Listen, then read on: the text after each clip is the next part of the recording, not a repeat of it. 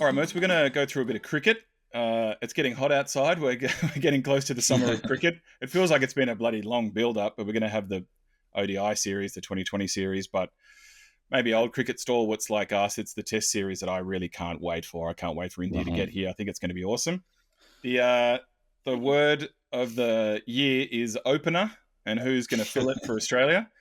Let me just start off by saying Cricket Australia have put themselves in this position because, in my opinion, held on to David Warner for far too long and didn't have any sort of succession plan. I'm not saying there was someone knocking down the door, but I still think they should have started this process rather than waiting till a 37-year-old bloke finally said, I'll go, and then said, I'm still around. I'm still available. But look, I was joking. Yeah, but he was not joking. The fact that Candace had to come out and school him, he was not joking. But look, there's a number of names in the mix, and I think this Australia A, India A game really was a bit like a bat off. And Constas to me was always too young anyway, but he failed, and he's got lots of time up his sleeve. A year ago, I thought Bancroft was the man with all the Shield runs he was getting, but he hasn't maintained that level. I think it's passed him by. Yes. I don't have any interest in Marcus Harris. So to me, it is Nathan McSweeney is the one. And he's not an opener, but he's shown the temperament. He had an 88 not out and a 30-odd in the Australia A game to win the game. I think he captains his state, South Australia. He's a 25-year-old. We've had a ton of openers that started off as middle order players, your Boonies and your Langers and all these kind of guys. So it's not unprecedented. So he seems the right fit at the right time for me. What are your thoughts? Yes, the bat off was a very. I don't think it was as much a bat off as it seemed. Bancroft can't buy a run this year, so it kind of rules him out to me because he scores a lot of runs in Western Australia, which we kind of need for the first test. But at the moment, he can't buy a run, so I think he rules himself out. Marcus Harris has shown that he is not a test player.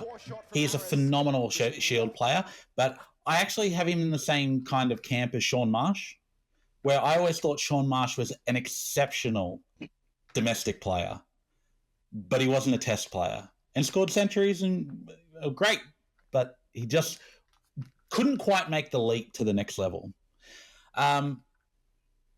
Constas is a very interesting one because he really came to the fore by hitting 2 centuries in one game. Yeah. And they were his first 2 centuries in first-class cricket. So I agree with you. He is too young. But I also think that Australian cricket selectors shouldn't be scared of picking someone to drop them. And I think that this happens all throughout. Every player who is in the team right now has been picked to be and then dropped at some point. Over the history of Australian cricket, nearly all of them get dropped at some stage and come back. I've been trying to work it out. Is Alan Border, did he get dropped at any point? Because that's kind of where I've been, like Ricky Ponting got dropped and... Michael Clark got dropped. Michael Clark got dropped and... lots of them got dropped. Hayden got dropped. Exactly. They had to force their way back in. But probably not Gilly, but he was a different specialised kind of position. But yeah. But this is exactly where Sam Constas is. I would say to him, I wouldn't pick him. I wouldn't pick him to drop him at the moment. But I would say to him, you play in every Australian A game. You play for New South Wales. You make it so that it is you cannot be stopped. You need to score all the runs possible, and you will get Usman Khawaja's spot when he retires because he's 38 now, or will be in a couple of weeks. So that would be the position that I would have him ready for. The fact that we don't have a lot of openers available, I think we just have to pick what the Australian cricketers always say. We got to pick the top 6 batters. And at the moment, Nathan McSweeney is that batter. He has, almost 300 runs in Shield cricket this year. He scored a century, 250s, and then scored a century in the one day. He also got a duck, but we'll forget about that one. He showed that he has the temperament in that India A game. The way that he batted in the first innings, 39, but off 130 balls, while everyone else was falling around him. He just stayed out there and batted. Cut away by McSweeney, beats the fielders. Kept his position. Classy shot. I think this... pulled away. I think you're right and wrong about David Warner. So who is this guy? I think he was the best opener that we had at the time until now. But I think the issue that they had, and I thought Steve Smith would go to the top of the order and thrive, but obviously he hasn't. He had that one good game against West Indies where he almost won a game for Australia and everyone else collapsed. But you kind of, at this point, got to pick the top 6 batters, and I think Nathan McSweeney just shows that he has the temperament, that he is a test player, that he's a kid that I have never thought of, honestly, until I saw him in the Big Bash a couple of years ago, and he came in and was like, whoa, who's this kid? He looks really good. Like, he looks a Marnus Labuschagne. He looks ready for that next level. But I just think they have to pick him. I don't know why there's still a debate going on. But where you bat him is the issue. Yeah. Do you want him to open? Do we move Labuschagne to the top? Do we move Head to the top? I think he's basically settled the debate about who's going to get picked, at least sort of in the squad, in the team, to replace to straight up to replace Warner, regardless of where they play him. It is throwing the line to the wolves, or however you want to say it. And that's where I think of McSweeney. And I love some of his shot making as well. Like, he's got some classic shots. He looked very good against India A. But he also looks unperturbed about facing dot balls. That's what I mean. That's a problem as well. That's such a problem with the batters nowadays, because we've got such T20 that everyone faces 3 balls and then they want to ramp someone for 6 over the keeper's head. And it's like, come on, just show some mettle, face some maidens, see off the new ball. Yeah, like, you can let the ball go. You can actually leave. Yeah, and take it when it's there to hit, and that's what you try to teach kids when they're kids, but they seem to have forgot it by the time they get to test level. we're sounding like Jeffrey Boycott here, but it is an important part of Test cricket. But look, and I think part of this actually shows a bigger issue with Cricket Australia, because when Steve Smith put his hand up, and whether he'd been scratching around a bit at number 4 anyway, but he said, I'm happy to try opening, and they gave him that opportunity. I thought it was going to last more than 2 series. And then now he goes, actually, I don't really want to do that anymore. Shouldn't somebody be telling batter, even I know he's a former captain and I know he's got a standing in the team and whatever. No, Steve, you wanted to be open. You're our opener, because we need someone to fill that spot. He didn't really say that, though. The rest of them said, no, we don't want you to open anymore. But who's putting their hand up? Who's putting their hand up to open? I understand why the team wanted him at number 4, but if he already put his hand up and said, I want to be the opener, he then doesn't get the right a year later to say, actually, no, I don't want to do it anymore, or however it went. It seems pretty clear he doesn't want to open anymore. So that experiment, it didn't really work. I was always nervous about it anyway. But like, you do need someone with temperament, and if a Constas is put in and gets brutalised by India, that could set him back a fair way. I'd like to see him do a bit more, in-shield cricket and some. But that's what I'd be saying to him. This isn't your spot. You're not ready yet.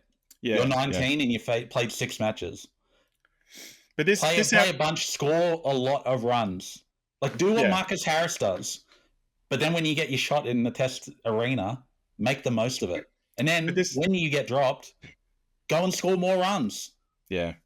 Work on the technique, work on how they figured you out. But Mertz, that sounds like succession planning. That's not a concept that Cricket Australia seems to be aware of. This is the major problem that we've got coming up, because we've got Steve Smith getting towards the end of his career. He's not quite there yet, but you've seen the fall off in production from him. It's close, 35. But it's hard now. It's hard for him to score those big scores. He's not scoring a century. He's not bailing Australia out every 5 minutes. He's not able to do it. They've worked out Marnus. Yeah, Marnus is shaky. Marnus is struggling at the moment. Head is batting really well, but he's also a bit hit and miss. He's our Gilly at the moment. And then look at the bowlers, mate. I'm worried about the bowlers, apart from Cummins. Yeah, but, they're all 30. Hazelwood and Stark. A lot of miles in those legs and arms, shoulders. This is what I'm saying. Who do we have come in? Boland, who's also 30.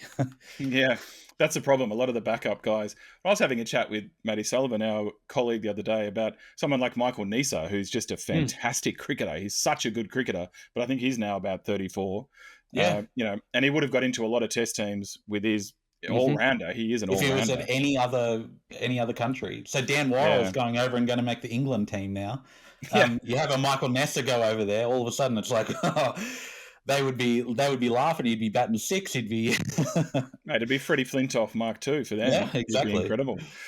So look, there's a lot to unfold. I think McSweeney has earned that spot now. Yeah. And let's see how they do the order. But I reckon he'll be walking out with Uzi, and it's going to be baptism of fire in that Perth test. But we need some succession right now because we need to be able to fill these places because Labuschagne has a little bit longer, but Steve Smith's getting towards the end of his career. Travis Head is probably he's not quite as old as Smith, but Mitchell Marsh isn't young. Yeah, I think Travis has got a bit left. But look, I will say the selectors could turn around and say, boys, we've just won the World Test Championship. We've retained the Ashes. We've done X, Y, Z. You know, that they'll say that we're doing things pretty right. But it's just the aging average of the team and how quickly you can turn it over. And let's see how competitive we are. We're going to know a lot more after this India series, I reckon. Well, it's kind of fascinating where India are at the moment, that they lost a historic 3-0 to New Zealand, which still can't believe no one in the world would have seen. I can't believe they lost a test. Yeah. Let alone 3. It's crazy. But like that's India at the moment. They're aging as well. Virat Kohli isn't the batter he was. Rohit Sharma isn't the batter he was, and they haven't succession planned either. You got Jaiswal who's doing really well, but it'll be really fascinating to see how they come here and turn it around. Because otherwise I think it's going to be a bit of a massacre for Australia, but I don't know that actually helps us in the long run. I think they've won the last 2 series here, so bring it on. Oh, I hope so. I hope it's a good one.